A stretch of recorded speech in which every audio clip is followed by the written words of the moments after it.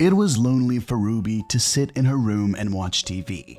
The woman was ready to cry. She lived in the same house with her daughter and granddaughter, but they rarely came into her room to talk or drink tea. Because of this, Ruby had thoughts that they did not need her, and that her daughter and granddaughter only dreamed of getting rid of her. Ruby asked to go to a nursing home, justifying this by saying that she interferes with them. "Mom, you're not in the way," Pema kept saying.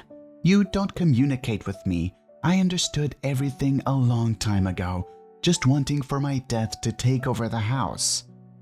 We need you." And nothing could change her mind. Although Pema always cooked something delicious for her, her granddaughter brought food and tea to her grandmother. Because of a lack of attention, Ruby often had to feign some kind of illness. So now she pretended to have difficulty getting out of bed.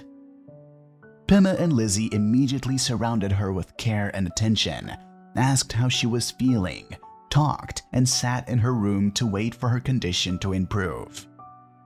But then they left and didn't come back for the rest of the day. Ruby was crying and she had a heart attack, but she didn't say anything to Lizzie and Pema so she wouldn't impose. The pain only subsided in the morning. The daughter and granddaughter never came to see her. With resentment, Ruby called her friend and complained again that no one loved her in the family. "I'm sure they'll start hitting me soon. They don't need me." But Ruby didn't know that Pema had accidentally overheard this conversation. She immediately snatched the phone out of her mother's hand and yelled at her. "Why are you lying? You're making us look terrible. I'm telling the truth." They argued for a long time, but Pema could not convince her mother. But most of all, she was outraged by the call to her friend Ruby. She called Lizzie and told her everything she thought. Lizzie couldn't hold back her tears. She was offended that her grandmother had such an opinion about her. Pema decided to gather the whole family around the table and talk. "Here you are yelling at me now, and I didn't yell at you, Pema, when you were little. I didn't sleep at night. I endured your whims. I gave you love and attention to make you feel needed and loved as a child. And if I came to your room just once a day, you'd distance yourself from me and tell your friends that Mom doesn't love you.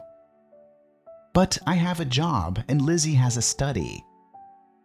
I had a job too, Pema, but it was in second place after you. I wanted to create a happy childhood for you, and now I want a happy old age for myself." Pema and Lizzie heard Ruby and understood what she wanted. Now they came to her room every day and talked with her. And on weekends, they tried to take Ruby somewhere so that she wouldn't get bored and feel unwanted. After that, the situation in their family changed.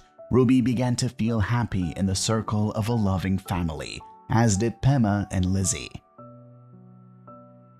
Old people need the attention of their children and grandchildren so as not to feel lonely.